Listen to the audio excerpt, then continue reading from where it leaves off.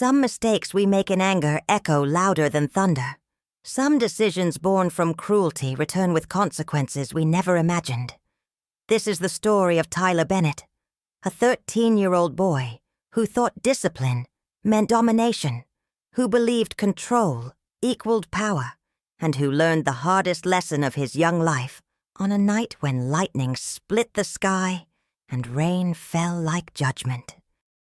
It's about Max, a golden retriever whose only crime was love offered to someone who hadn't yet learned to receive it with grace. And it's about a rope that was cut clean, not frayed, not chewed, but severed with surgical precision by something or someone in the storm's darkest hours. What happened that night would haunt Tyler for the rest of his life, transform his family in ways they couldn't have predicted, and raise questions that had no easy answers. Was it an act of mercy or an act of revenge? Was it human intervention or something else entirely? And most importantly, when we fail those who depend on us, do we deserve a second chance? Or do some debts demand payment that no amount of regret can satisfy? Tyler Bennett had received Max as a 10th birthday present back when his parents still believed that responsibility might cure what his teachers delicately called behavioral challenges and what his grandmother more bluntly labeled a mean streak. The golden retriever puppy had arrived with a red bow around his neck, all floppy ears and clumsy paws, tail wagging with a kind of unconditional enthusiasm that dogs offer and humans rarely deserve. Tyler's mother, Rebecca, had smiled hopefully as her son held the puppy, watching for some spark of tenderness, some softening in the hard edges that had been forming in her child's personality since his father left 2 years prior.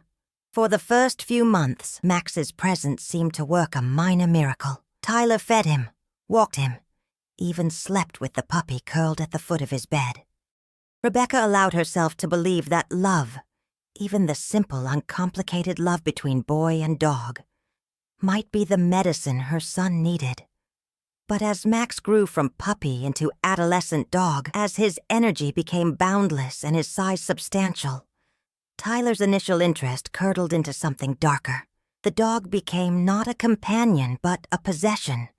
Not a friend, but a subject over which Tyler could exercise the control he felt everywhere else in his life slipping away.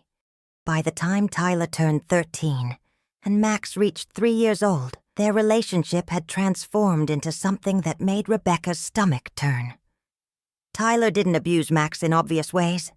He didn't beat him or starve him or commit the kinds of cruelties that would prompt intervention. Instead, Tyler's cruelty was subtler, more psychological. He would call Max excitedly, then ignore him when the dog came running. He would offer treats, then snatch them away at the last moment. He would lock Max outside for hours regardless of weather, claiming the dog needed to toughen up. He established dominance through unpredictability, through the withholding of affection, through making Max never quite certain whether his person would be kind or cold. Rebecca saw it happening but felt paralyzed by her own failures. She worked 2 jobs to keep their small house, arrived home exhausted, and lacked the energy to battle her increasingly defiant son over his treatment of the dog. Tyler's older sister, Emma, home from college for the summer, confronted him repeatedly. "You're being cruel," she'd say, watching Tyler yank Max's chain when the dog pulled on walks. "He loves you, and you treat him like garbage." Tyler would shrug with studied indifference. "He's a dog. He doesn't have feelings like that. He just wants food and shelter. Everything else is people projecting." Emma had stared at her brother with a mixture of disgust and genuine concern, wondering when he'd become so cold. Max, for his part, remained devoted despite Tyler's inconsistency. Dogs possess a loyalty that humans struggle to comprehend. They love without condition, forgive without grudge, and continue hoping for kindness, even when kindness rarely comes. Every morning, Max greeted Tyler with tail-wagging enthusiasm. Every evening, he waited by the door for his person to come home. When Tyler occasionally softened and threw a ball or scratched behind Max's ears, the dog's joy was complete and instantaneous, holding no memory of yesterday's coldness, expecting no guarantee of tomorrow's warmth. It was the kind of love that should have taught Tyler something profound about grace. Instead, it taught him that loyalty could be taken for granted, that love given freely had no value, and that power over another living thing felt good when so much else felt chaotic. The Bennett family lived in a modest neighborhood on the edge of town, the kind of area where houses sat close together, where everyone knew everyone's business, and where the sound of a dog barking for hours drew curtain-twitching concern, but rarely direct intervention. Their backyard was small, fenced with chain link that had seen better days, with a large oak tree providing shade and a weather-beaten doghouse that Max rarely used because he preferred being close to the back door, close to the possibility of being invited inside. Tyler kept Max outside most of the time now, claiming he shed too much and smelled bad. Rebecca had stopped fighting him on it, adding it to the long list of ways she was failing as a mother. The Friday the storm was forecast, Rebecca checked the weather app with growing concern. Severe thunderstorms, possible tornadoes, flash flood warnings. "Tyler, you'll need to bring Max into the garage tonight," she said as she scrambled eggs for breakfast. "The weather's going to be dangerous." Tyler didn't look up from his phone. "He's got his doghouse. He'll be fine." Rebecca's jaw tightened. "Tyler, I'm not asking. Bring him into the garage before the storm hits." Tyler's eyes flashed with that particular adolescent defiance that made Rebecca want to simultaneously hug and shake him. "He's my dog. I'll decide where he stays." Emma, pouring coffee, interjected. "Don't be stupid, Ty. You can't leave a dog outside in a severe storm. What's wrong with you?" Tyler stood abruptly, his chair scraping loudly against linoleum. "Nothing's wrong with me. Maybe what's wrong is everyone treating a dog like it's a person. He's an animal. He's built for weather. His ancestors were wolves, remember? They lived outside." He stormed out before either woman could respond, leaving his breakfast half-eaten, and the air thick with tension that had become the family's default atmosphere. Rebecca looked at Emma helplessly. "I'll handle it," Emma said, though she wasn't certain she could. At 21, she'd escaped to college partially to avoid the deteriorating situation at home, the way her mother had become a ghost of herself, the way Tyler had transformed from annoying little brother into someone she sometimes didn't recognize. She'd come home for summer break hoping things had improved. They hadn't. If anything, the darkness in Tyler had deepened, his capacity for casual cruelty expanded to fill all the spaces where empathy should have been developing. That afternoon, Emma found Tyler in his room, headphones on, gaming. She pulled one headphone off his ear. "Hey, what the—" Tyler started, but Emma cut him off. "I'm serious about tonight. You bring Max into the garage, or I will. You don't get to make that choice." Tyler's expression hardened into something ugly. "He's not your dog. You don't even live here anymore. You don't get to tell me what to do." Emma studied her brother, searching for some remnant of the sweet kid he'd been before their father left, before middle school social dynamics had taught him that cruelty could be mistaken for strength. She found nothing familiar in his eyes. "What happened to you?" she asked quietly. Tyler laughed, a sound without humor. "Nothing happened to me. I just stopped being weak. I stopped caring about things that don't matter." Emma felt something break inside her chest. "A living thing that loves you matters, Tyler. That's not weakness. That's being human." Tyler replaced his headphone, turning back to his screen. "Then I guess I'm not interested in being human," he said. And Emma understood that some battles couldn't be won with words. She would check on Max herself when the storm came, but Emma's shift at the restaurant ran late, a Friday dinner rush that stretched into closing duties. By the time she pulled into the driveway at 10:47 p.m., the storm was already building. Distant thunder rolling like artillery, wind picking up, the smell of ozone heavy in the air. She burst through the front door calling Tyler's name. Rebecca emerged from her bedroom in pajamas. What's wrong? Emma was already heading toward the back door. Max, is he inside? Rebecca's face gave her the answer before words could. Emma ran to the back door, flipped on the porch light, and felt rage and terror collide in her throat. There, tied to the oak tree with a 15-foot rope, sat Max. Not in his doghouse, not even close to shelter, just sitting in the middle of the yard as the first raindrops began to fall, looking toward the house with those trusting amber eyes that still believed someone would come for him. Tyler appeared in the kitchen doorway, and Emma whirled on him with fury that made him step back. What did you do?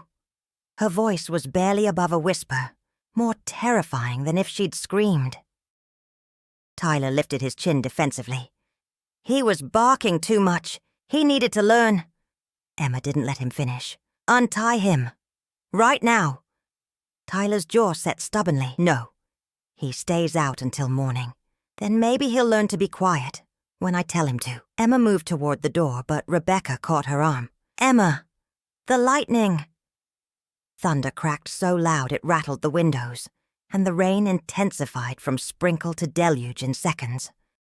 Emma looked at her mother's restraining hand, at Tyler's defiant expression, at Max through the glass door, as he stood and began pacing anxiously at the extent of his rope. She made a decision.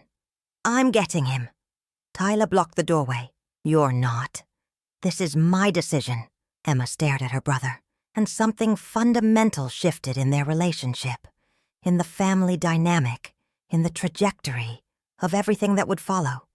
Move, she said quietly. When Tyler didn't, she shoved him aside with force that surprised them both and reached for the doorknob.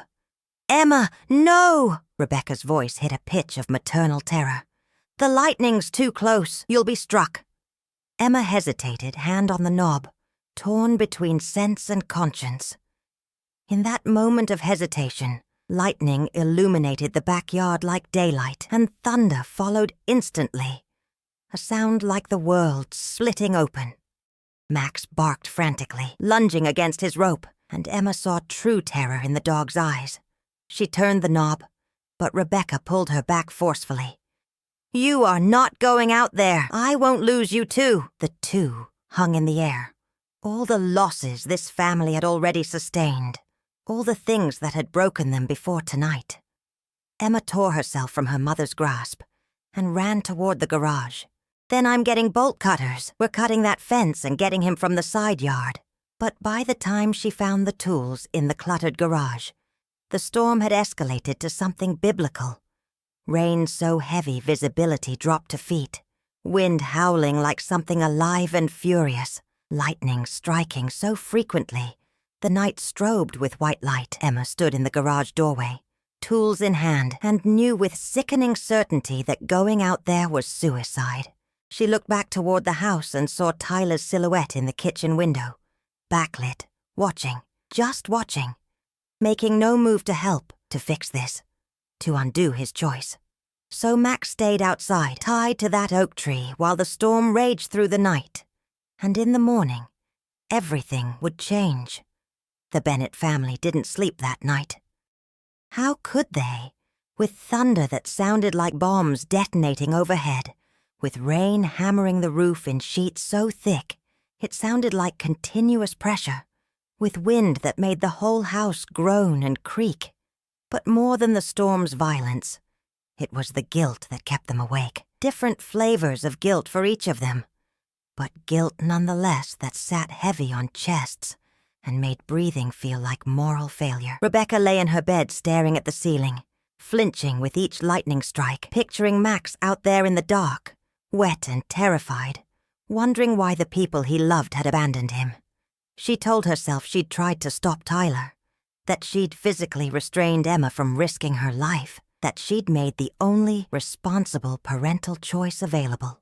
But another voice whispered that she could have gone out herself, that she could have put on rain gear and braved the storm, that her fear had been more about avoiding discomfort than preventing genuine danger, her cowardice, dressed up as maternal concern. She pulled her pillow over her face to muffle sounds that were half sobs, half prayers to a God she'd stopped believing in when her husband left, Emma sat on her bed with her phone flashlight aimed at the window, trying to see through rain-obscured glass into the backyard. Occasionally, lightning would illuminate the scene. The oak tree thrashing in the wind, the doghouse blown onto its side, a golden shape visible for a strobe second before darkness reclaimed it. Max was still there, still alive, still waiting for rescue that hadn't come. Emma had tried 3 more times to brave the storm, and each time Rebecca had physically blocked the door, begging her not to go, appealing to every guilt and obligation Emma felt toward the mother who'd sacrificed so much to raise them alone. "He's a dog," Rebecca had said desperately during their last confrontation around midnight. "I love him too, but he's a dog, Emma. You're my daughter, my child. I can't lose you for a dog." And Emma had wanted to scream that Max was a child too. Not hers, but someone's. A living being whose terror and suffering mattered, whose trust they were betraying with every minute they left him out there. But she'd seen the wildness in her mother's eyes, the edge of hysteria, and she'd backed down. Now she sat in her room hating herself, hating Tyler, hating the storm, and most of all, hating the world that could make every choice feel equally wrong. Tyler had retreated to his room immediately after Emma's attempted rescue, locking his door and turning his music up loud enough to drown out the storm. He told himself he felt nothing. No guilt, no concern, no second thoughts. Max needed to learn. Discipline required consistency. You couldn't let animals manipulate you with their pathetic whining and scared eyes. His father had taught him that before he left. "Don't let anyone make you weak, son." Not your mother with her crying, not your sister with her emotions, not some dog with its neediness. Strong people don't bend. Tyler clung to that teaching like a life raft in dark water, because if he let it go, he'd have to face what he was becoming, and that was more terrifying than any storm. But around 2 a.m., Tyler's certainty began to crack. A particularly violent lightning strike, close enough that he could smell ozone through his closed window, made him flinch so hard he dropped his phone. In the momentary silence after thunder faded, he heard it, Max barking. Not the aggressive territorial barking or the demanding attention-seeking barking, but the barking of pure terror. The sound a living thing makes when it understands it might die and is crying out for help that isn't coming. Tyler pressed his pillow over his ears, but he could still hear it. Or maybe he was just imagining it, the sound living inside his head where no amount of volume or denial could silence it. He pulled up the weather app on his phone. Red warning boxes covered the radar: severe thunderstorm warning, tornado watch, flash flood warning. The storm cell was massive, stalled over their area, and would continue for at least 3 more hours. Tyler opened his calculator and did math he'd never wanted to do. Max had been out there for over 4 hours. The temperature had dropped to 56 degrees. Wind chill from sustained 30-mile-per-hour gusts made it feel like the 40s. Max's coat was soaked through, offering no insulation. Dogs could get hypothermia. Dogs could die from exposure. Tyler knew these facts. He'd researched them once for a school project about animal survival. He'd just never imagined they might apply to his dog. His phone showed 2:47 a.m. when Tyler finally unlocked his door and crept downstairs. The house was dark except for the occasional lightning strobe, and he could hear his mother's muffled crying from her bedroom and see the light under Emma's door. He approached the back door, intending... what? He wasn't sure. To check on Max through the window, maybe. To confirm the dog was fine and stop this uncomfortable feeling in his chest. To prove to himself that his choice had been right. Tyler pressed his face to the glass, waiting for lightning to illuminate the yard. When it came, the image branded itself onto his retinas. Max, no longer pacing or barking, was lying in the mud near the tree. Rope pulled taut, curled into himself in that position animals adopt when they've given up hope of rescue and are just trying to conserve whatever warmth remains. Even from this distance, Tyler could see the shivering, violent tremors that shook the dog's entire body. Max's head was down, and he didn't look toward the house when the light came. He'd stopped expecting help. Tyler's hand moved to the doorknob automatically. He would go out there. He would untie Max and bring him inside, and this would be over. He would apologize to the dog, if not to Emma or his mother, and tomorrow everything would go back to normal. His fingers wrapped around the cold metal. He turned it slightly, felt the mechanism beginning to release, and then he heard his father's voice in his head, clear as if the man was standing beside him. The moment you show weakness, the moment you back down, you lose. Never apologize. Never admit you were wrong. That's how they control you. Tyler released the doorknob and stepped back from the door. He stood in the dark kitchen for several minutes, something battling inside him, two versions of himself fighting for dominance, two possible futures diverging from this moment. He could be the boy who made mistakes but corrected them, or he could be the boy who never backed down, who never showed weakness, who maintained control no matter the cost. Thunder rattled the windows, rain hammered the roof, and Tyler chose. He returned to his room, locked the door, and put his headphones on. He opened a game and played until his eyes burned and his hands cramped, until the storm finally began to weaken, until gray dawn light started seeping through his window. He played until he could almost convince himself he felt nothing. No guilt, no fear, no small voice whispering that some lines, once crossed, change you irreversibly. He played until he believed his own lie, that Max would be fine, that this was just discipline, that by morning everything would prove him right. At 6:23 a.m., bottom of the storm finally moved on. The rain faded to drizzle, then stopped. The thunder grew distant, rolling away like retreating artillery.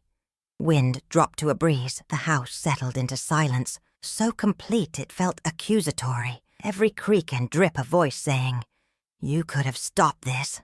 Tyler finally allowed himself to sleep, believing that when he woke, he'd find Max wet and miserable, but fine. He'd untie him then, when it no longer felt like backing down. He'd let the dog dry off in the garage, and no one would ever mention this night again. He was wrong about all of it. Emma woke to silence after a night of storm sounds so loud they felt like physical assault.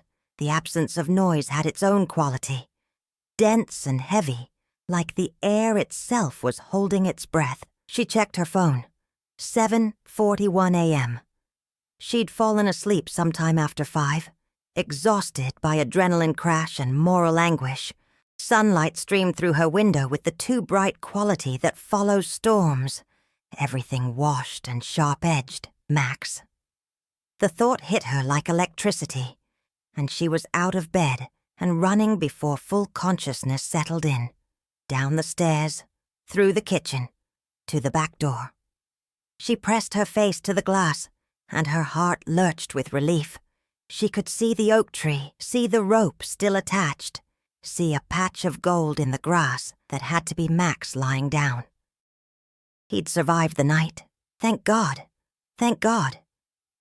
She'd get him inside, get him warm, get him dried off, and maybe this family's collective shame could begin to heal.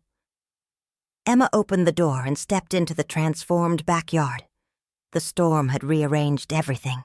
Branches down, the fence section near the gate hanging by one post, the overturned doghouse pushed against the far fence, puddles everywhere reflecting morning sky. The air smelled like ozone and wet earth and torn leaves. Emma's bare feet squished in saturated grass as she walked toward the oak tree, calling softly, "Max? Hey boy, I'm so sorry, I'm so sorry. Let's get you inside."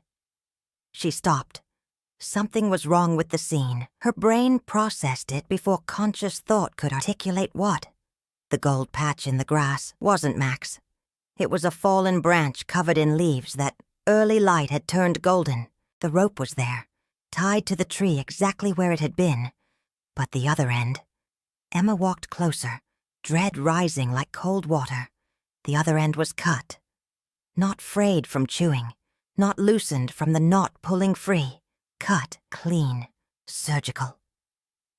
The nylon rope showed the unmistakable mark of a blade passing through it, the fibers severed all at once at a 45-degree angle. "Max?" Emma's voice came out strangled. She spun in a circle, scanning the yard. "Max?" Louder now, edged with panic. Nothing. No dog, no movement, just the rope in the tree and the morning silence, and a sick feeling spreading through her chest like poison. She ran to the doghouse, looked inside. Empty. Checked behind the garage, around the side of the house, calling his name with increasing desperation. The gate section that hung loose. Had Max somehow gotten out through there? But no, the opening was too small and too high off the ground for a dog to squeeze through. And Max didn't know how to open gates anyway. Emma returned to the oak tree and picked up the severed end of the rope, examining it closely in the brightening light. The cut was too clean to be teeth, too deliberate to be accident. Someone had cut Max free. But who? When? And where had the dog gone afterward? "Tyler!" Emma's scream brought Rebecca stumbling out of the house in her bathrobe, hair wild, eyes red from crying and sleeplessness. "What? What's wrong?" Emma held up the rope. "Max is gone. Someone cut his rope. He's gone." The words hung in the morning air like indictment. Rebecca's face cycled through confusion to comprehension to horror in seconds. "That's impossible. The gates were locked. No one could have—" She stopped, following the same logical path Emma had already traveled, and finding the same impossible conclusion. Someone had come into their yard during the storm. Someone had cut Max free. Someone had done what the Bennett family had been too weak or too cruel to do. But who? And what had happened to Max after? Tyler appeared in the doorway, shirtless, rubbing sleep from his eyes. "What's all the yelling about?" Emma turned on him with the severed rope held high like evidence. "Your dog is gone. Someone came into our yard last night and cut him loose because we left him out here to die, and now he's gone." The words hit Tyler like physical blows. His face, still puffy with sleep, went through rapid transformation. Defensive anger, then confusion, then something that might have been fear. "What do you mean gone? He's probably just in his doghouse." "He's not in his doghouse!" Emma was yelling now, months of frustration, and last night's trauma exploding outward. "Someone cut the rope and took him or freed him, and he ran, Tyler. He ran because staying here meant dying, because you tied him outside in a storm, and now we don't know where he is, or if he's even alive." Tyler descended the porch steps slowly, his expression closing down into that blank mask Emma had come to hate. He walked to the oak tree, picked up the rope's other end, examined the cut. "Someone was in our yard," he said flatly. "Someone trespassed on our property." Emma felt something snap inside her. "That's what you're concerned about? Someone trespassing? Tyler, a living thing that loved you is missing. Possibly hurt or dead, and you're worried about property rights?" Tyler's jaw clenched. "I'm saying someone had no right to touch my dog, to cut my rope, to interfere with my decisions. Whoever did this," Rebecca's voice cut through with a quiet intensity more effective than Emma's yelling. "Whoever did this saved Max from freezing to death or being struck by lightning, which is more than we did." Tyler looked at his mother, something flickering in his eyes. Hurt, maybe. Or shame quickly buried. "You think I was trying to kill him?" His voice cracked slightly. "Is that what you think?" Rebecca met her son's gaze steadily.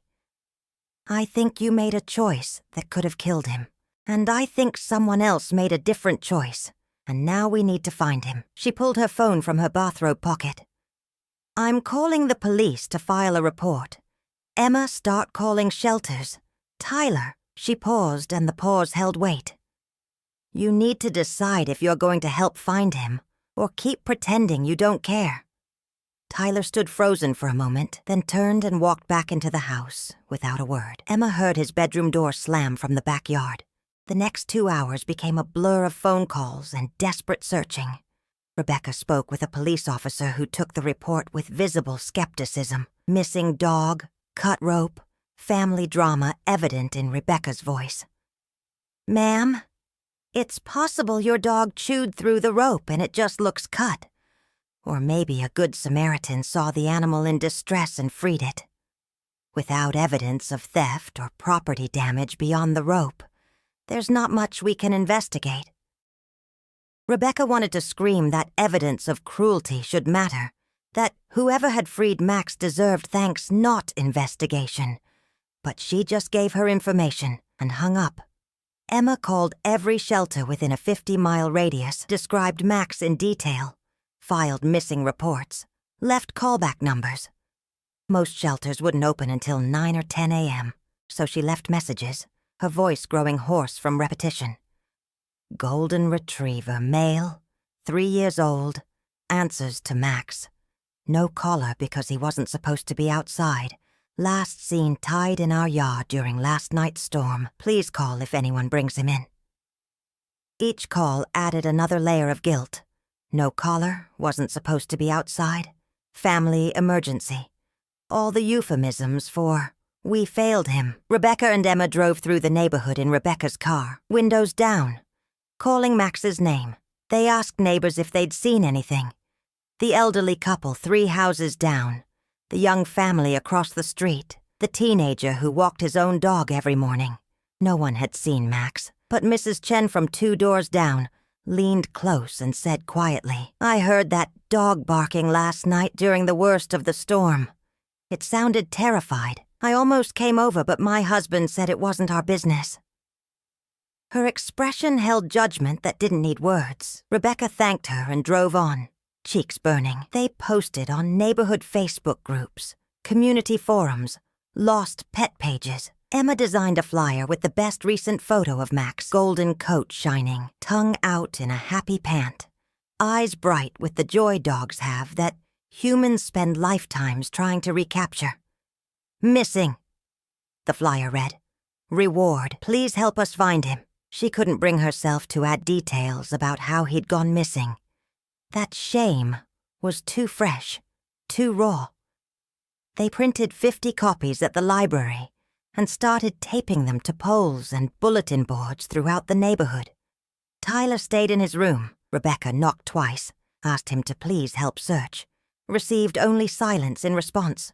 By noon, Emma stood in the kitchen shaking with exhaustion and rage in equal measure. "I'm going to his room," she announced. "He doesn't get to hide while we clean up his mess." Rebecca grabbed her arm. "Emma, not now. Let him—" But Emma was already climbing the stairs. She pounded on Tyler's locked door. "Open up! Now!" Silence. More pounding.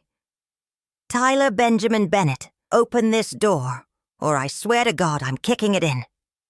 The lock clicked. Tyler opened the door but didn't make eye contact. His room was dim, curtains drawn, and Emma could see his computer screen showing a paused video game. He'd been up here playing. While they searched, while Max was missing, while the family fell apart, something in Emma went very cold and very clear. "Get dressed," she said quietly. "We're going to retrace our search on foot. You're going to walk every street in this neighborhood calling his name. You're going to knock on every door. You're going to find him, Tyler, or so help me." "Or what?" Tyler's voice was defensive but thin, lacking conviction. Emma stepped closer, and Tyler actually backed up slightly. "Or you're going to spend the rest of your life knowing you killed something that loved you, that's what. You're going to wake up every day wondering if he's cold and scared and hurt, if he died alone, if in his last moments he looked toward this house and wondered why we didn't come for him. That's your or what, Tyler. That's what you're choosing if you don't help fix this right now." Emma's voice broke on the last words, tears finally spilling over, and she saw her brother's facade crack for just a moment, saw genuine fear beneath the defensive anger. Tyler pulled on jeans and a hoodie without speaking. They searched together in tense silence for 3 more hours. Emma calling Max's name, Tyler walking a few paces behind, occasionally opening his mouth as if to call out. then closing it again without making a sound. They covered every street in a mile radius, checked parks and alleys, looked under porches, and in open garages. Nothing. As afternoon faded toward evening, they returned home defeated and exhausted. Rebecca met them at the door with her phone.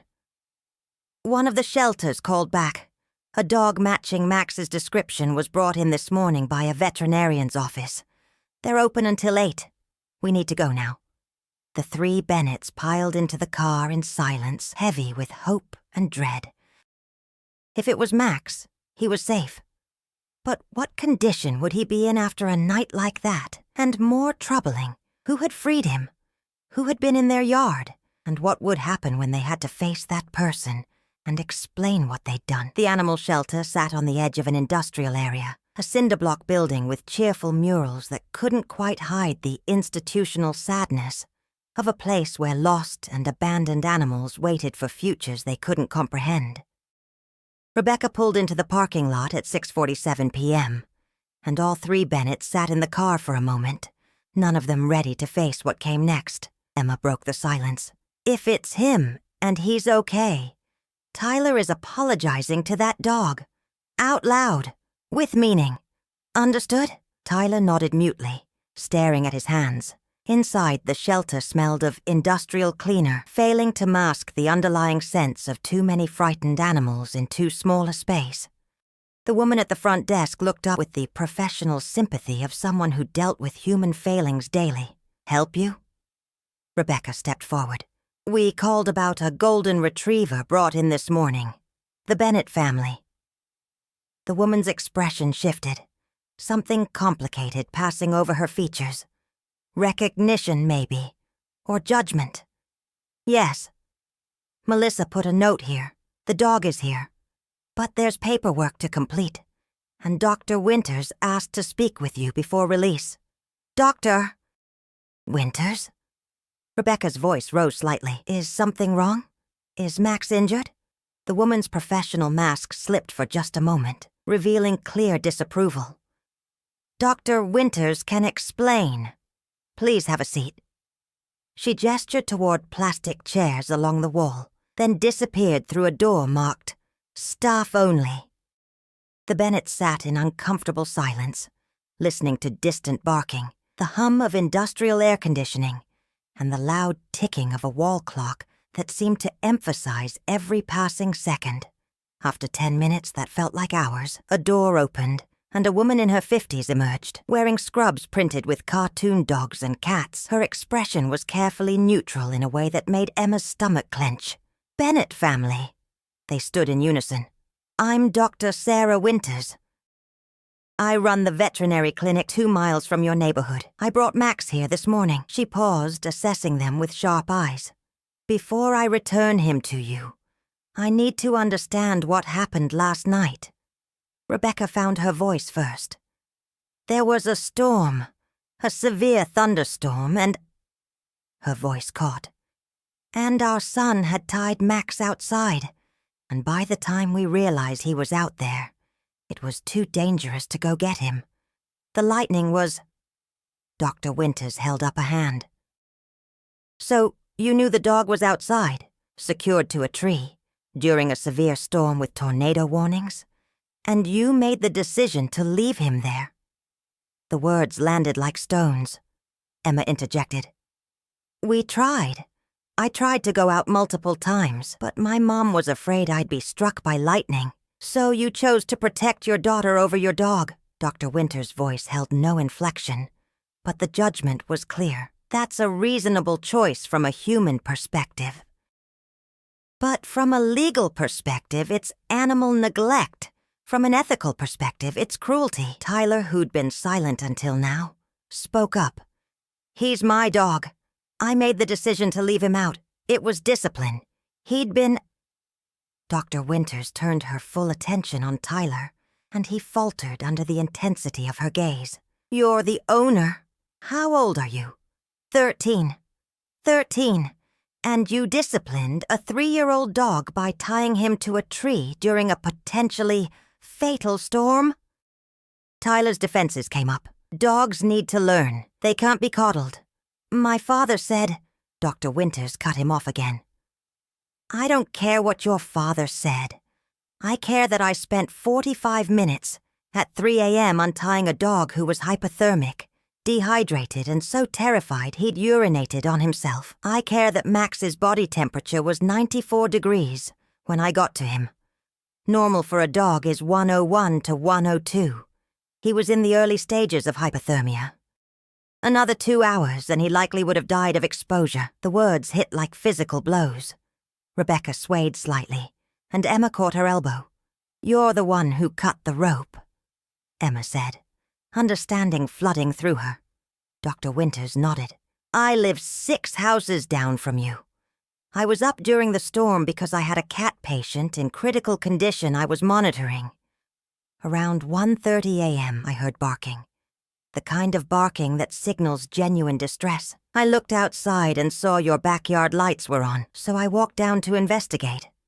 I stood at your fence and watched a dog tied to a tree in the middle of your yard, exposed to the elements, crying for help while all your house lights were on, while you were all inside, safe and dry." Rebecca's voice came out strangled. "You saw us? You saw the lights on?" Dr. Winters' expression was granite. "I saw every light in your house. I saw shadows moving past windows. I knew you were awake and choosing not to help that animal. So I made a choice. I climbed your fence, which wasn't difficult given the sections loosened by wind, and I cut Max free. He was so weak he could barely walk. I had to carry him back to my clinic." She paused, letting them absorb the image. This stranger carrying their dog to safety while they stayed inside. "I treated him for hypothermia, gave him fluids, dried him with warm towels, and let him sleep in a heated kennel until morning. Then I brought him here." Tyler's voice was small. "Why didn't you just bring him back to our house?" Dr. Winters looked at him with something between pity and contempt. "Because I don't trust you. Because people who leave dogs out in storms don't deserve to have dogs. Because I needed time to decide whether to report you to animal control or give you a chance to prove you deserve him back." The silence that followed was crushing. Emma spoke. "Thank you for saving him. For doing what we should have done. I'm so grateful." Dr. Winters' expression softened slightly toward Emma. "You tried. I could see you arguing with someone through your window. But trying isn't enough when a life is at stake." Rebecca found strength from somewhere deep. "You're right, about all of it. We failed Max. I failed him. I let fear override responsibility. And She looked at Tyler. "I let my son's cruelty go unchecked for too long because addressing it felt too hard." Tyler flinched as if struck, but Rebecca continued. "We can't undo last night, but we can promise it won't happen again. Please, let us take him home. Let us prove we can do better." Dr. Winters studied them for a long moment, weighing futures and possibilities. "I'm going to release Max to you, but I'm also filing a formal report with animal control. They'll do a home visit within the next 2 weeks. If they find any evidence of neglect or abuse, they'll remove Max permanently. Understood?" All 3 Bennetts nodded. Dr. Winters gestured for them to follow and led them through a maze of corridors to the kennel area. The sound of dogs barking intensified. Dozens of animals hoping each opening door might mean rescue. They stopped at Kennel 7, and Emma's hand flew to her mouth. Max lay curled on a blanket, wearing a medical cone to prevent him from licking his paws, which were wrapped in bandages. His coat was clean but thin-looking, and he'd lost visible weight in just one night. At the sound of their voices, Max's head lifted, and his tail gave one tentative wag before stopping, as if he wasn't sure whether to hope. "Max!" Tyler's voice broke completely. "Max, I'm so sorry. I'm so sorry." The dog's amber eyes fixed on Tyler, and the tail gave another uncertain wag. Dr. Winters unlocked the kennel, and Max stood slowly, obviously sore, limping slightly on the bandaged paws. But he walked to the kennel opening and pushed his head against Tyler's reaching hands, and Tyler collapsed to his knees, sobbing. Not the controlled, masculine emotions 13-year-old boys think they're supposed to show. Real, gasping, ugly crying that came from somewhere primal and honest. "I'm sorry," Tyler kept repeating, his arms around Max's neck, his face buried in the dog's fur. "I'm sorry, I'm sorry, I'm sorry." Max stood patiently, accepting the embrace, tail wagging more steadily now. And Emma understood something profound about dogs. They forgive in ways humans can't. Max held no grudge, demanded no apology, made no Tyler prove his remorse. The dog simply loved, because that's what dogs do. They love despite evidence that love is foolish. They trust despite betrayal. And they offer chances humans don't deserve. Emma cried, watching her brother break open, hoping this was the beginning of something better, and not just temporary guilt. Dr. Winters handed Rebecca a folder of paperwork. "Discharge instructions. Keep those paws bandaged and dry for a week. Antibiotics twice daily for infection prevention. He may be clingy for a while. Separation anxiety after trauma is common. And Tyler," she crouched to his level, "if you ever do anything like this again, I will personally make sure you face criminal charges and that Max goes to a home where he's valued. Do you understand me?" Tyler nodded, unable to speak through tears. Dr. Winters' expression softened fractionally. "Animals teach us how to love. Pay attention to that lesson. It might save you from becoming someone nobody recognizes." They walked Max out to the car slowly, accommodating his soreness. Rebecca drove extra carefully. Tyler sat in the back with Max's head in his lap, and Emma rode shotgun thinking about second chances and whether people really changed or just got better at hiding who they'd always been. She wanted to believe her brother would become someone different after this. But she'd learned that wanting something didn't make it true. Only the time would reveal whether Tyler's tears came from genuine remorse or just from being caught. The Bennett house felt different when they brought Max home, as if the building itself had been holding its breath, waiting to see whether they'd pass some test they hadn't known they were taking. Tyler helped Max out of the car with unexpected gentleness, supporting his weight as the dog limped toward the front door, bandaged paws making soft shuffling sounds on the concrete walkway. Inside, Rebecca had already prepared. Water bowl filled, soft blankets arranged on the living room floor near the couch, and a space heater positioned to provide gentle warmth without being too hot. Max drank deeply, his tags clinking against the metal bowl, then collapsed onto the blankets with a sigh that sounded almost human in its exhaustion and relief. Tyler sat on the floor beside him, one hand resting on Max's side, feeling the rise and fall of breathing, the realness of survival. "I can't believe he's okay," Tyler whispered. Emma, hovering in the doorway, replied coldly, "He's not okay. He's traumatized and injured, and will probably have nightmares for the rest of his life. But he's alive, despite your best efforts."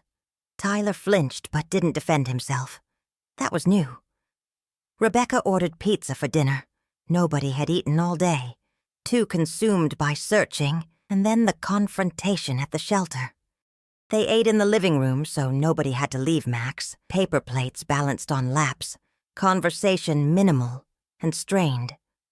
Tyler didn't eat, just sat with his hand on the dog, occasionally whispering apologies that Max acknowledged with small tail movements.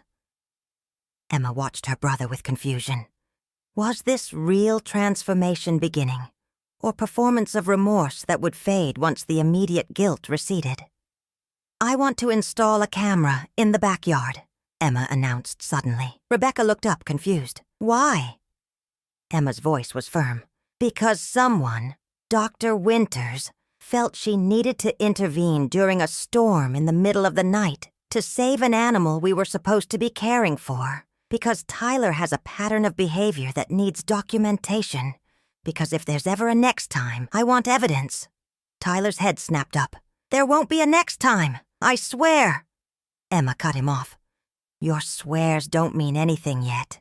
They have to be proven. The camera isn't negotiable." Rebecca considered this, then nodded slowly. Okay, I'll order one tomorrow. And Tyler? She looked at her son with an expression that held love and disappointment in equal measure. Max sleeps in your room from now on your bed. Not outside, not in the garage, not tied up anywhere.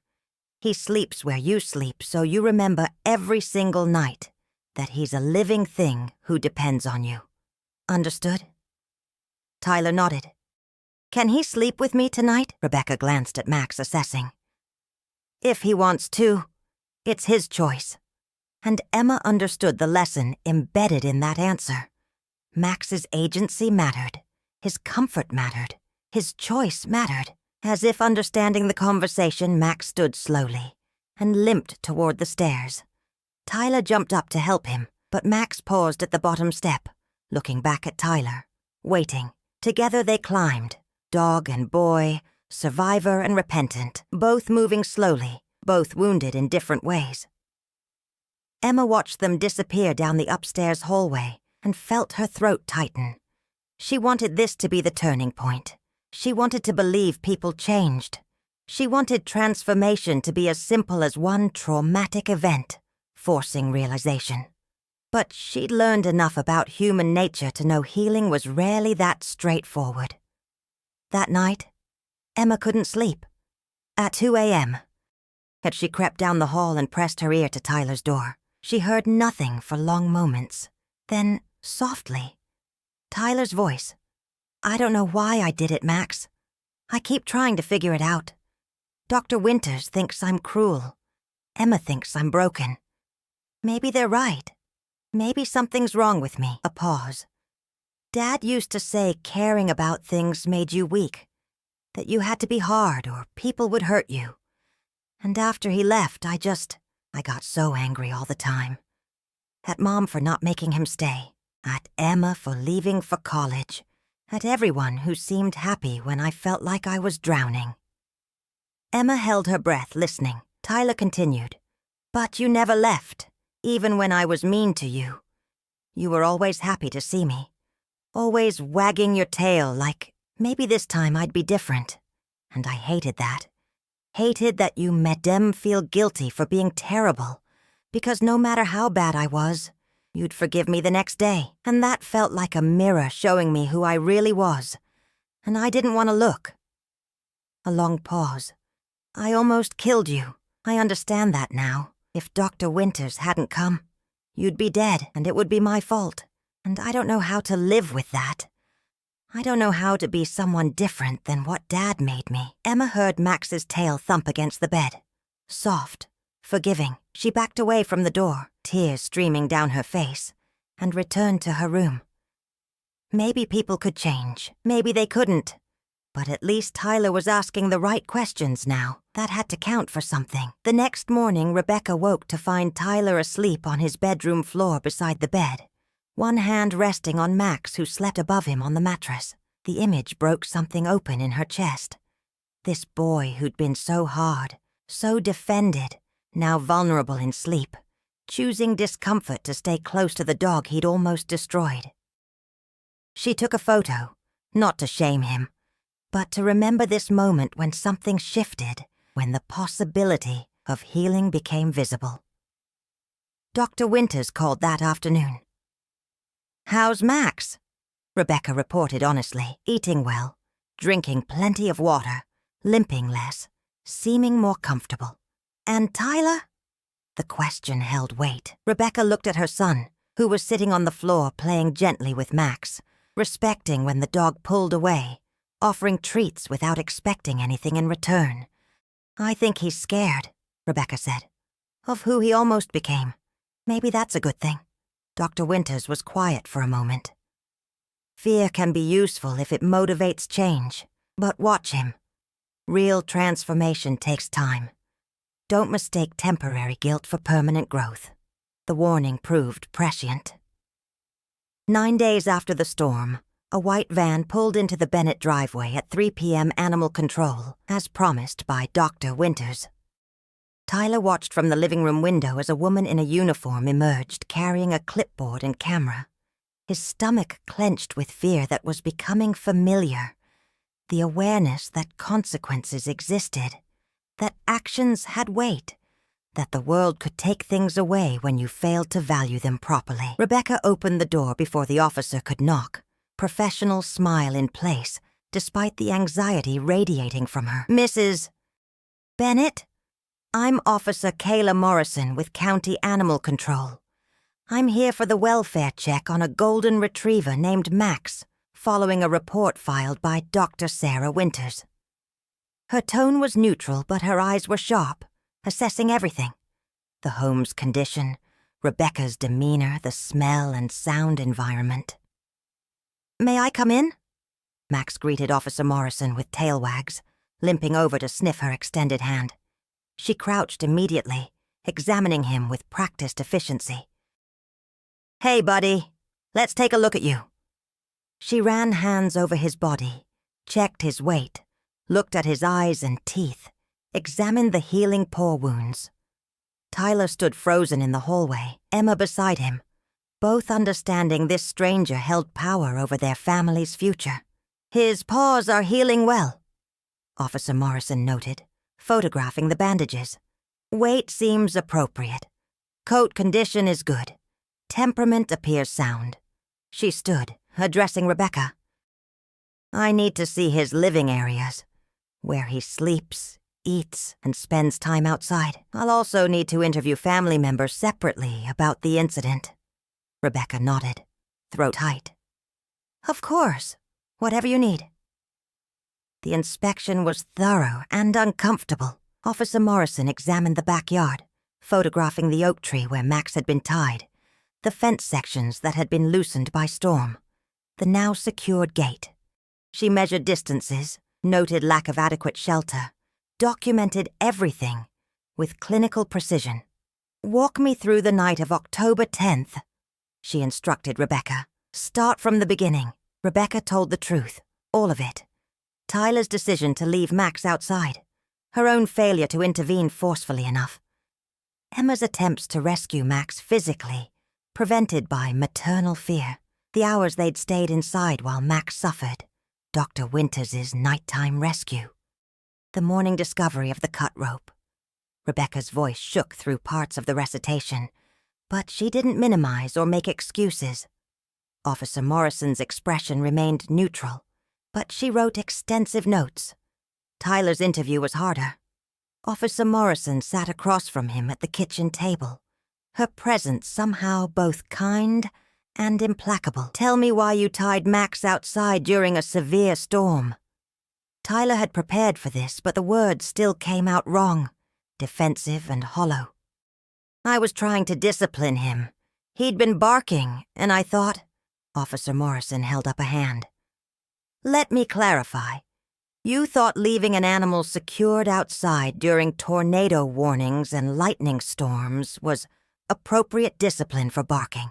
Put that way, it sounded monstrous. Tyler's carefully constructed explanations dissolved. No. He whispered. It wasn't appropriate. It was cruel. I was angry, and I wanted to punish him, and I didn't think about... His voice cracked. I didn't think he could actually die. Or I knew it, but didn't let myself care. I don't know which is worse. Officer Morrison studied him with eyes that had probably seen every variation of human failure regarding animals. Do you understand that what you did meets the legal definition of animal cruelty? That I could recommend criminal charges and Max's permanent removal? Terror flooded Tyler's system. Please don't take him. Please. I know I don't deserve him. But I'm trying to be better. I swear I'll never... Officer Morrison's expression softened fractionally. What you deserve isn't my concern. What Max deserves is. Tell me what's changed in the 9 days since this happened. Tyler took a shaking breath and told the truth. That Max slept in his bed now. That he'd been researching dog psychology and positive training methods, that he'd started seeing a therapist his mom had found who specialized in adolescent behavioral issues, that he woke up every night checking that Max was still breathing, still there, still willing to forgive him. I can't promise I'm fixed, Tyler said, tears starting. I can't promise I won't mess up again. But I promise I understand now that he's not property. He's a person, not human, but a person with feelings and fear and trust that I broke. And I promise I'll spend however long it takes proving I deserve a second chance. Officer Morrison wrote this down, her expression revealing nothing. Wait here, she instructed, and went to interview Emma. Emma's assessment was blunter. My brother has problems, anger issues, control issues, empathy deficits. Our father leaving messed him up, and Mom was too overwhelmed to address it properly. What happened to Max was horrible, but not surprising given Tyler's pattern of behavior. Officer Morrison raised an eyebrow. You don't think Max should stay in this home? Emma hesitated, choosing words carefully. I think Max deserves better than what he's gotten, but I also think Tyler is genuinely terrified right now. And fear might be the thing that finally motivates real change. If Max is removed, Tyler loses his motivation. He becomes the victim in his own story instead of facing what he did. So, as much as it kills me to say it, I think Max should stay, but with conditions and monitoring. Officer Morrison completed her inspection and gathered all 3 Bennetts in the living room, Max lying at Tyler's feet. Here's my assessment. What occurred on October 10th constitutes neglect and endangerment under state animal welfare statutes.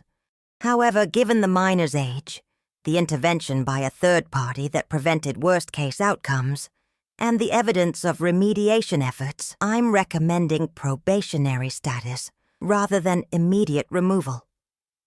Tyler exhaled shakily, but Officer Morrison wasn't finished. Probationary status means the following: monthly welfare checks for 6 months, mandatory completion of a responsible pet ownership course for Tyler, continued therapy for Tyler with documentation of attendance, installation of that backyard camera to ensure Max is never left unsupervised outside for extended periods. If any of these conditions are violated, or if there's any evidence of neglect or abuse, Max will be removed immediately and permanently. Additionally, your family will be flagged in our system. You will not be able to adopt or purchase another animal for 5 years. Do you understand and accept these terms? All 3 Bennetts agreed immediately. Officer Morrison pulled papers from her clipboard. Sign here, here, and here. Tyler, you're a minor, so your mother signs for you. But I want you to understand this is your last chance. There are no more second chances after this one. Max deserves better than what he's gotten. And if you can't provide that, we'll find someone who can. She looked at Tyler with an intensity that made him feel transparent. Animals teach us how to love unconditionally. Pay attention to that lesson. Your life will be determined by whether you learn it. After Officer Morrison left, the Bennetts sat in silence. Finally, Emma spoke. That could have gone much worse. Rebecca nodded, looking drained. Tyler said nothing, just sat with Max's head in his lap, one hand stroking the golden fur with a gentleness he was still learning to access consistently. The weight of probation, of being watched and judged, and one mistake away from losing Max forever, pressed down like gravity. But beneath the fear, Tyler felt something else, relief.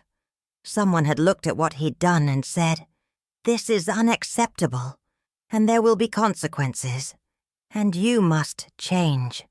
No one had let him off easily, or accepted his excuses, or allowed him to avoid accountability. For the first time since his father left, someone had cared enough to set boundaries and enforce them. It felt terrible. It felt necessary. It felt like maybe, possibly, the beginning of becoming someone different. 2 weeks after the animal control visit, Rebecca received a knock at her door at 7 p.m. She opened it to find Dr. Winters standing on the porch, expression serious. "Do you have a few minutes?" Rebecca's stomach dropped. Was there another problem? Another report? But she stepped aside. "Of course. Come in."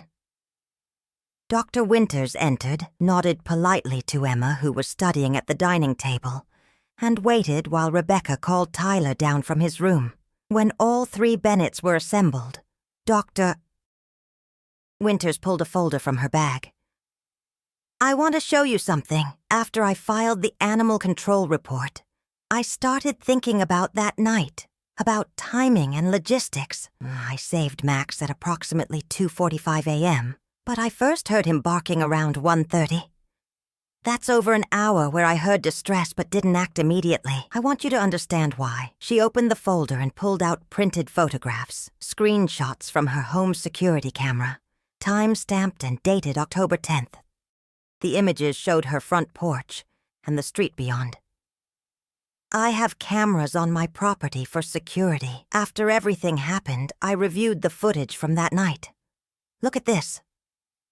She pointed to an image stamped 1:47 a.m. The photo showed a figure in a rain jacket walking down the street toward the Bennett house, barely visible through heavy rain. I wasn't the first person who heard Max that night, Dr. Winters said quietly. At 1:47, someone else walked down this street toward your house. Watch the sequence.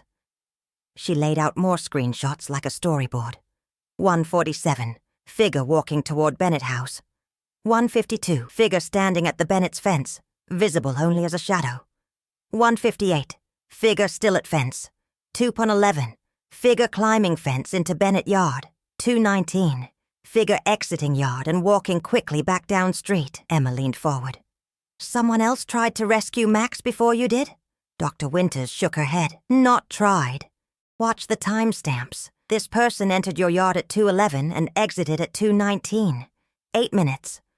When I arrived at your fence at 2:35, Max was still there, still tied, so this person didn't free him.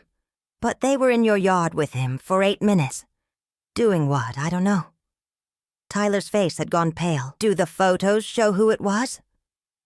Dr. Winters pulled out one more image. The figure walking back down the street at 2:19. Captured under her porch light. The person wore a dark rain jacket with the hood up, but in this single clearer image, you could see the profile of a young face, feminine features, maybe late teens or early 20s. I don't recognize her, Dr. Winters said, but she's clearly familiar with your neighborhood. She walked with purpose, knew where she was going. Emma's breath caught. Oh my God, I know who that is. Rebecca looked at her sharply. Who? Emma pulled out her phone, scrolled through Instagram, and held up an image. A young woman in her early 20s with straight dark hair and delicate features, photographed at a coffee shop. That's Sophia Martinez.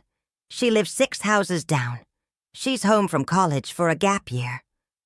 Emma's voice was thick with realization. She used to walk Max sometimes when Tyler first got him, when Tyler still let other people interact with him. Dr. Winters studied the Instagram photo and her security camera image side by side. Could be the same person. Hard to say definitively with the rain and hood. But if it is her, she was in your yard with Max for 8 minutes and then left him tied. Why would she do that? The question hung heavy. Tyler stood abruptly. I'm going to ask her. Rebecca reached for his arm. Tyler, wait! But he was already out the door, running down the dark street in his socks, with Max limping after him loyally despite bandaged paws. Tyler pounded on the Martinez family's door, breathing hard, Max sitting beside him. A middle-aged woman answered, surprised to find a teenage boy and a dog on her porch at night. Is Sophia home? Tyler asked without preamble. The woman's expression closed slightly. Who's asking? Emma and Rebecca arrived, breathless. Mrs. Martinez, I'm Rebecca Bennett, from down the street. This is my son Tyler and daughter Emma. We just need to speak with Sophia briefly about something that happened during the storm 2 weeks ago. Mrs. Martinez studied them warily, then called over her shoulder, Sophia, there are people here for you. A moment later, Sophia appeared, the same young woman from Emma's Instagram, wearing sweatpants and a university hoodie, her expression cycling from confusion to recognition to something that might have been fear when she saw Max. Hey, she said carefully. What's up? Tyler found his voice. Were you in our yard the night of the storm? Around 2 a.m. Sophia's face gave her away before words could. A flush of color, eyes widening slightly. Why are you asking? Emma stepped forward gently. We have security camera footage from a neighbor showing someone who looks like you, climbing our fence and spending several minutes in our yard with Max. We're not angry. We just need to know what happened. Sophia looked at her mother, who seemed equally confused and concerned. Finally, she nodded. Yeah, that was me. I heard him barking.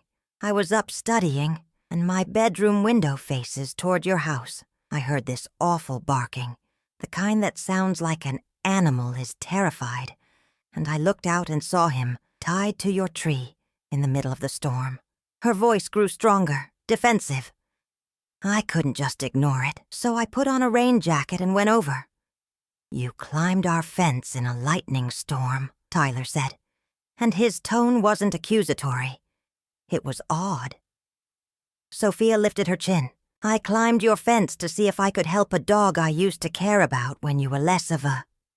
She stopped herself, glancing at the parents present. When you were different. I got to Max, and he was shivering and soaked and so happy to see someone that he was crying. I tried to untie the knot, but it was waterlogged and pulled too tight, and my hands were numb from cold. Emma asked gently, So why didn't you just cut the rope? Sophia's expression shifted to something raw. I didn't have anything to cut it with. I'd run over in pajamas with just a jacket. I didn't think to grab scissors or a knife.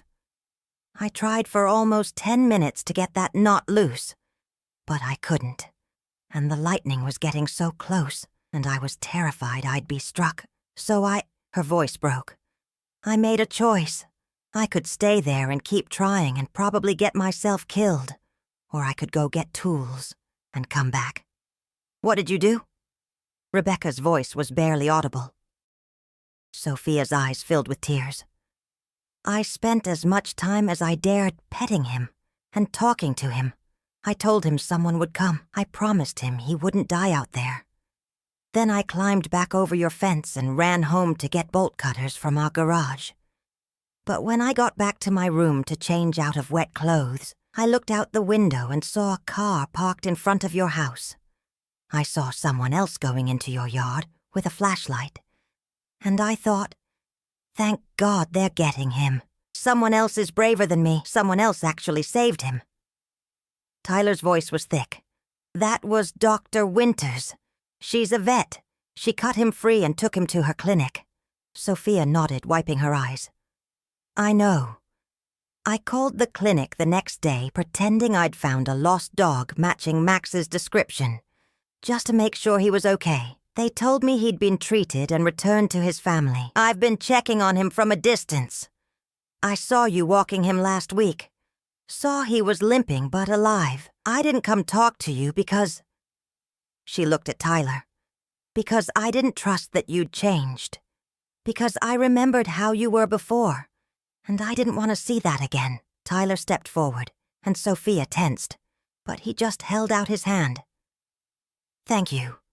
For trying, for caring when his own family didn't care enough, for being willing to risk lightning because his suffering mattered more than your safety. His voice cracked completely. You're a better person than I am, than I was. I'm trying to be different. Sophia looked at his extended hand for a long moment, then shook it briefly. Try harder, she said quietly. He deserves better than trying. Walking home, Emma linked her arm through Tyler's. She's right, you know. Trying isn't enough. You have to succeed. Tyler nodded, his other hand buried in Max's fur. I know. I'm working on it. And Dr. Winters, following behind with Rebecca, thought about the mysterious ways accountability worked, how sometimes it took a village to save one dog, how sometimes it took showing people their failures reflected in others' courage to inspire change. Whether Tyler would ultimately succeed remained to be seen, but at least now he understood what success looked like. That was something. 3 months after the storm, winter settled over the neighborhood, with the kind of cold that made mornings brutal and evenings cozy. Tyler's 16th birthday approached, a milestone that felt simultaneously important and trivial, given everything that had happened. Rebecca had asked what he wanted, expecting the usual teenage requests: video games, money, a later curfew. Tyler's answer surprised her. A donation to the animal shelter where we got Max back. In his name. Emma, home for winter break from college, raised her eyebrows. Really? That's what you want? Tyler shrugged, self-conscious. Max could have ended up staying at that shelter, could have been euthanized if they ran out of space. I've been researching. Shelters are always underfunded, always overcrowded. I want to help dogs who aren't as lucky as Max was. Dogs whose owners don't get second chances. His voice was quiet but certain, and Emma saw in her brother something she hadn't seen before. Genuine empathy extending beyond his immediate sphere. The monthly animal control visits had continued like clockwork. Officer Morrison arrived on the 15th of each month, inspected Max's condition, reviewed Tyler's therapy attendance records, checked the backyard camera footage. Each time she found compliance. Max healthy and well cared for, Tyler attending every therapy session, the camera showing a dog who spent his outdoor time playing or sunbathing, never left alone for more than bathroom breaks. You're doing well, Officer Morrison had said during the 3-month visit. Keep it up. 3 more months, and we'll reassess your probationary status. Tyler's therapy sessions had become the foundation of his transformation. Dr. Patricia Chen, a psychologist specializing in adolescent behavioral issues, had helped Tyler begin unpacking the anger and control issues that had driven his cruelty. Your father taught you that love was weakness and control was strength, Dr. Chen explained during one session. But that's backwards. Real strength is vulnerability. Real control is choosing kindness even when anger feels powerful. Max is teaching you what your father couldn't. That relationships built on dominance always fail. But relationships built on trust can survive even terrible mistakes. Tyler had started a journal at Dr. Chen's suggestion, documenting his feelings and interactions with Max. The entries traced a journey from defensive justification to genuine remorse to tentative hope. November 3rd. Max flinched today when I reached for him too quickly. It was just to pet him, but he thought I might hit him. I did that. I made him afraid of the person who's supposed to protect him. I hate myself for it. November 18th. Max brought me his ball today. First time he's initiated play since the storm. I almost cried. Maybe he's starting to trust me again. December 4th. Dr. Chen asked what I've learned from Max. I said loyalty and forgiveness. She said those are what I've received from Max. What I'm learning is responsibility and empathy. That every living thing has intrinsic value, regardless of what it offers me. That love isn't about control or ownership. It's about seeing another being's needs as equally important as my own. I think I'm starting to understand that. The journal had become a map of transformation, proof that people could change if they did the work. On the evening of December 15th, exactly 3 months since Officer Morrison's first visit, Tyler sat in his room doing homework with Max asleep on the bed beside him. His phone buzzed with a text from Emma. Come downstairs. Family meeting. Tyler's stomach clenched reflexively. Family meetings usually meant problems. But he headed down, Max trailing faithfully behind. In the living room, Rebecca and Emma sat on the couch with serious expressions. Between them sat Dr. Winters, which made Tyler's anxiety spike. What's wrong? Is this about Max? Did I do something? Rebecca held up a calming hand. Nobody's in trouble. Dr. Winters came to talk to us about something important. Sit down. Tyler sat, and Max immediately positioned himself between Tyler's legs. A warm, grounding presence. Dr. Winters leaned forward, her expression kind but serious. Tyler, I want to ask you a question, and I need you to answer honestly. No judgment, no consequences. Just truth. If you could go back to the night of the storm, what would you do differently? Tyler didn't have to think. Everything. I'd bring Max inside the moment the storm started. I'd apologize to him. I'd sleep on the floor next to him to make sure he knew he was safe. I'd be the person he deserved instead of the person I was. Dr. Winters nodded slowly. Good answer. Second question. Why do you think you're different now than you were then? Tyler considered carefully. Because I saw what my choices almost cost. Because I understand now that Max isn't property. He's a person who loves me despite having every reason not to. Because I've been working in therapy to understand why I was so angry and cruel. And I don't want to be that person anymore. I want to be someone who protects instead of hurts. Dr. Winters exchanged glances with Rebecca, some silent communication passing between them. The reason I'm here is that a family came to my clinic this week. They recently moved to the area, and they're looking for a dog. Specifically, they're looking for a golden retriever with experience around children. They have a 7-year-old daughter with severe anxiety who would benefit from a therapy dog. They're prepared to complete formal therapy animal training. They're financially stable, they have a large fenced yard, and both parents work from home so the dog would have constant companionship. The implication hit Tyler like cold water. You want Max? His voice came out strangled. Dr. Winters raised a hand. I'm not saying you have to give him up. You fulfilled your probation requirements admirably. Officer Morrison has indicated she'll likely recommend closing your case next month. Legally, Max is yours, but I told this family I might know of a golden retriever who could be perfect for their needs. And I wanted to give you the option to decide what's best for Max, not what's best for you. Silence filled the room. Emma looked at her brother with something like sympathy. Rebecca's expression was carefully neutral. Dr. Winters waited, letting the weight of the choice settle. Tyler's hand moved automatically to Max's head, fingers burying in soft fur, feeling the solid warmth of a living thing who'd forgiven him for the unforgivable. His throat was so tight he could barely breathe. What would be better for him, Tyler finally managed. Honestly, staying here with me or going to this family, Doctor. Winters didn't soften her answer. This family would provide stability, constant attention, and purpose. Max would be trained as a therapy animal, which would give him a job that suits his temperament.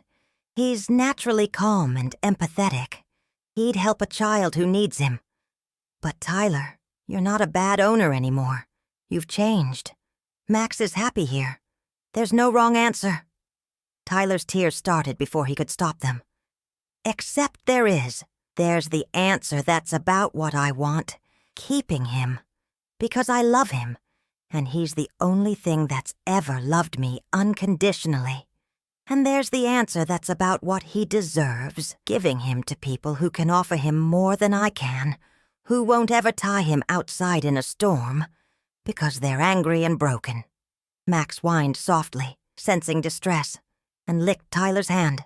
The gesture broke something in Tyler's chest. Can I meet them? Tyler asked. This family?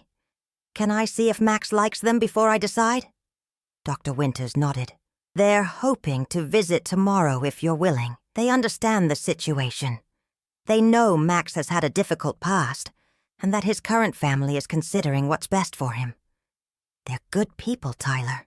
I wouldn't have suggested this if they weren't. Tyler looked at his mother, seeking guidance. Rebecca's eyes were wet. This is your choice, honey. Whatever you decide, we'll support it. The next afternoon, the Morrison family arrived. Not the officer Tyler had come to dread, but Jim and Sandra Morrison with their daughter Lily, who had the same last name by coincidence that felt almost meaningful. Lily was small for 7, with large dark eyes and a nervous energy that became immediately apparent. She hovered behind her parents, peeking out occasionally but not speaking. Lily has selective mutism triggered by anxiety, Sandra explained quietly. She speaks at home, but in new situations she shuts down. Her therapist recommended a companion animal might help. Tyler brought Max out into the backyard where everyone could meet on neutral territory. Max approached the Morrison family with his usual friendly curiosity, tail wagging, allowing Jim and Sandra to pet him. Then he noticed Lily hanging back and did something remarkable.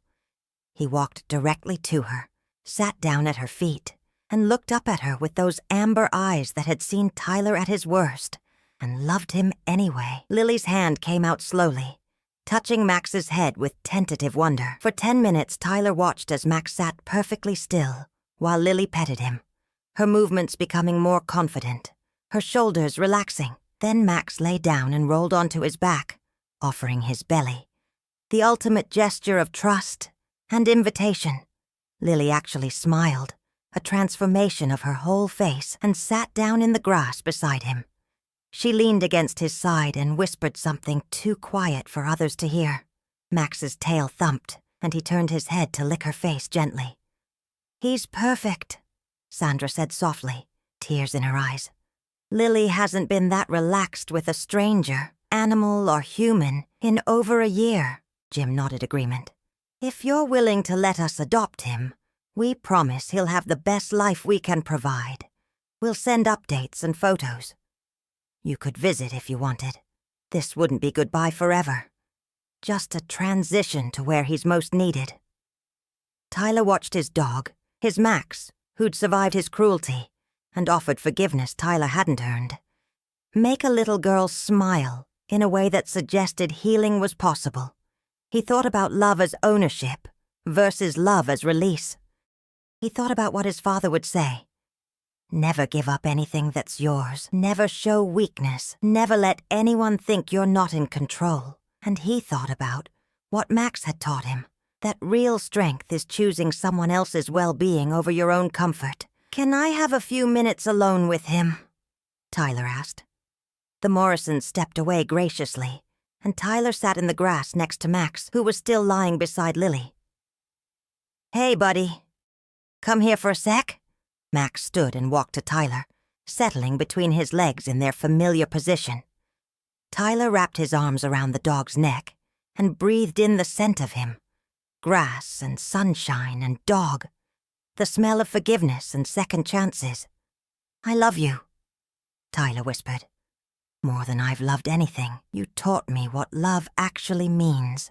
And because you taught me that, I know what I have to do." Max's tail wagged slowly, and Tyler could have sworn those amber eyes held understanding. "You're going to help Lily. You're going to be her friend like you were mine. Except better, because she'll never hurt you like I did. And maybe that's how I make up for what I did. By loving you enough to let you go where you're most needed." Tyler stood, wiping his eyes, and walked over to the Morrisons. Lily looked up at him with wide eyes, her hand still on Max's fur. "He's yours," Tyler said, his voice breaking but clear. "Take care of him. Love him. And if he ever seems scared during a storm, bring him inside and tell him he's safe. He needs to know he's safe." Sandra pulled Tyler into a hug he hadn't expected, and Jim shook his hand with genuine respect. "Thank you," Jim said. "This is an incredible gift. We won't take it lightly." The goodbye was brutal and beautiful. Tyler gave the Morrisons all of Max's things. His bowls, his bed, his favorite toys, his medical records. He showed Lily how Max liked his ears scratched and where he was ticklish and what commands he knew. Max seemed confused by the new people loading his belongings into their car, kept looking back at Tyler as if asking for clarification. "It's okay, boy," Tyler managed. "You're going to have a great life. You deserve it." One last hug, one last moment of Max's solid warmth against him, and then they were gone. Tyler stood in the empty backyard feeling like he'd been hollowed out. Emma joined him, putting her arm around his shoulders. "You did the right thing. That was the hardest, bravest thing I've ever seen you do." Tyler nodded, unable to speak. Rebecca came out with Dr. Winters, who looked at Tyler with new respect. "You chose his well-being over your comfort. That's real love, Tyler. Your father was wrong about everything. Love isn't weakness. Love is the strongest thing humans are capable of. That night, Tyler's room felt impossibly empty, without Max's weight on the bed, without the soft sounds of dog breathing, without the warm presence that had become essential. He pulled out his journal and wrote through tears. December 16th. I gave Max to a family who will love him better than I did. It feels like my heart has been ripped out, and I know I'll miss him every single day for the rest of my life. But I also know I did the right thing. Max taught me that love means putting someone else first. That's the lesson I'll carry forever. Goodbye, buddy. Thank you for saving me. 6 months later, Tyler received a photo from Sandra Morrison. It showed Lily at a school assembly, standing at a microphone speaking to her entire class. Beside her sat Max, wearing a therapy dog vest, his amber eyes bright and proud. The caption read, "Lily gave her first public presentation today. Max was with her every step. She told her class about how her best friend helped her be brave. We can't thank you enough for this gift." Tyler printed the photo and hung it on his wall, next to the picture of Max as a puppy. 2 versions of the same dog, one representing everything Tyler had almost destroyed, one representing everything Max had become when loved properly. Tyler was different now too, softer, kinder, more careful with living things and fragile hearts. He volunteered at the animal shelter weekly. He was training to become a veterinary technician.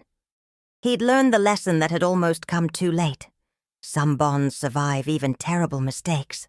Some forgiveness is offered even when undeserved. And sometimes the greatest act of love is knowing when to let go. The rope had been cut clean that storm night by a stranger who cared more about Max's suffering than about property or permission.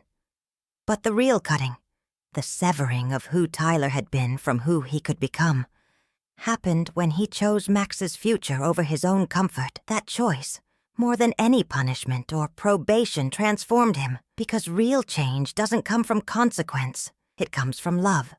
And Max, despite everything, had loved Tyler enough to teach him that lesson. Before you leave, ask yourself, when have you held too tightly to something that needed to be released? This story isn't just about a boy and a dog. It's about the moment we choose between love as ownership and love as sacrifice, between control and compassion, between who we've been and who we could become. Tyler tied his dog outside during a storm because he believed dominance equaled strength.